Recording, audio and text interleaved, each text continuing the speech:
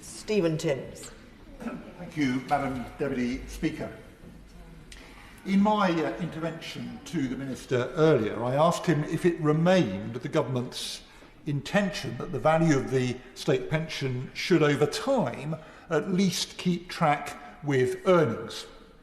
The Minister, in his response, declined to confirm that was the government's intention. So it may be now that the government's policy has changed. It's been a long-held policy of governments ever since Adair Turner's pensions report was published in 2006 that the state pension should keep track with earnings, not with prices, not just with prices, as was the case previously.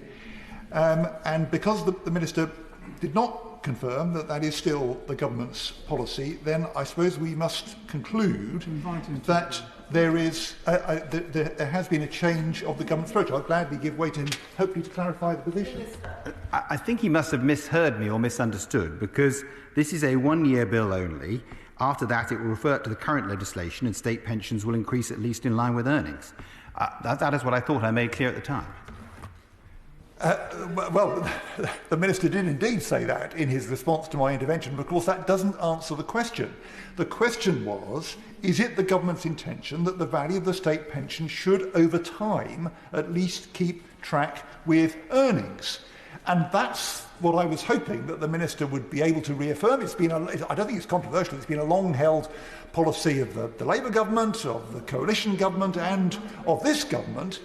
And I was hoping that he would say that it is still the intention of the current government, even though in the current year, for reasons that we all understand, the value of the state pension is going to fall significantly behind the increase in earnings. And I must say, and I hope I made it clear in my intervention, I think it's entirely reasonable not to increase the level of the state pension by 8% this year. The case for not doing that, I completely understand. It looks as though the increase that we're going to get will be in line with the increase in CPI, so around 3%.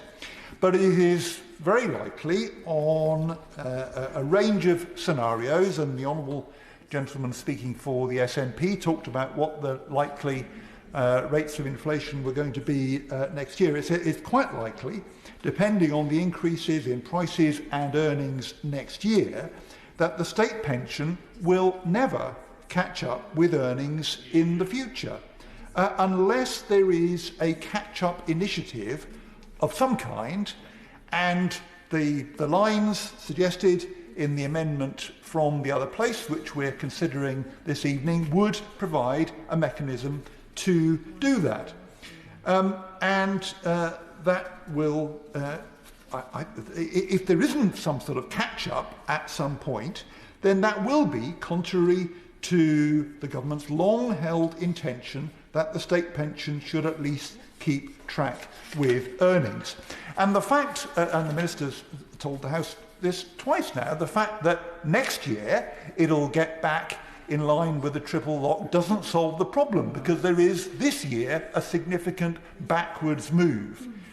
And the question is there going to be some catch-up initiative at some point? And it looks and sounds as though there isn't.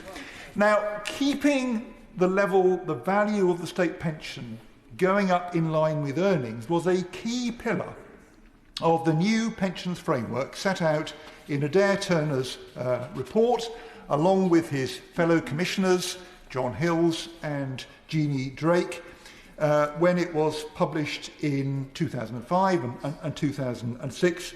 This recommendation that the level of the state pension should keep track over time with the increase in earnings was, along with auto-enrolment, the key elements of that proposed settlement. It was accepted by the government then and by every government since.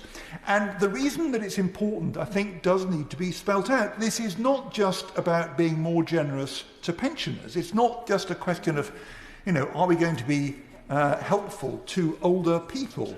the reason this is so important is because it makes sure that there is a sound foundation for pension saving, and that people now being auto-enrolled into pension saving through the very successful auto-enrolment initiative that we've all celebrated are not being encouraged by the state into a bad deal.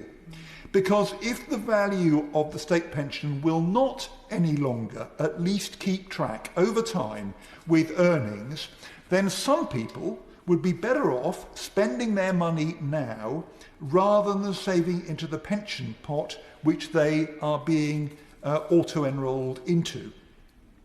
And then later relying on the means-tested safety net of pension credit. Because if the state pension slips behind earnings, then modest pensions accrued through auto-enrolment will become worthless, because those who claim them in due course will not get above the means-tested threshold, and they will still have to depend on pension credit for their income in retirement, and the fact they've saved into a pension will do them no good at all. And that will be a growing problem if the level of the state pension is allowed to slip behind the increase in earnings. If that was to happen, if that does happen, then those people who are looking forward saving but are going to end up with fairly modest pensions should instead have spent the money at the time they earned it, rather than saving it in a pension which in the end is not going to take them above the means-tested threshold, and so is not going to give them any additional income. And that's why what the Minister is arguing for is such a threat to the success of auto-enrolment, because auto-enrolment will no longer be a sound basis for pension saving if the level of the state pension is allowed to drift below the level of earnings. People must be able to trust in the state pension under the policies of the government, and they have been able to up till now, and now they won't.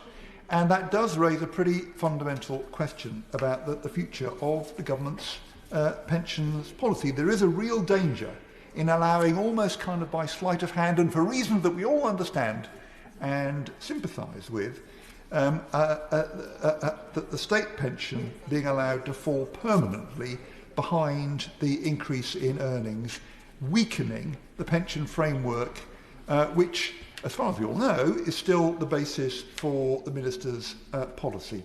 We shouldn't allow that to happen. So either what we need is some measure, and the Minister needs to reassure us that there will be some measure,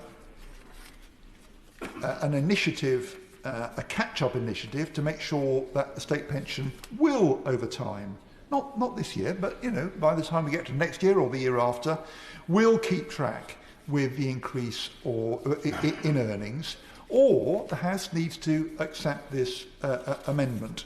The amendment agreed with a significant majority in the other place, because that does keep the pension framework it keeps it in place, and it keeps it effective.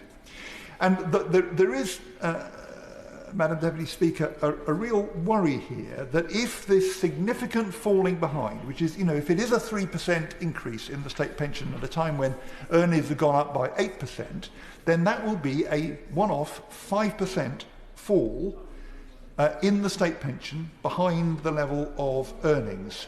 And then, depending on what happens to earnings growth, which is certainly not going to carry on at 8%, and inflation rises next year, then that fall could well be locked in for good, and the pension framework will have been weakened. And I do hope, Madam Deputy Speaker, I've made it clear why this is actually quite an important thing. It isn't just about are we being generous enough to pensioners. The question is, are we keeping in place a robust and reliable framework, a basis for pension saving on which people can plan with confidence for the future? Yeah.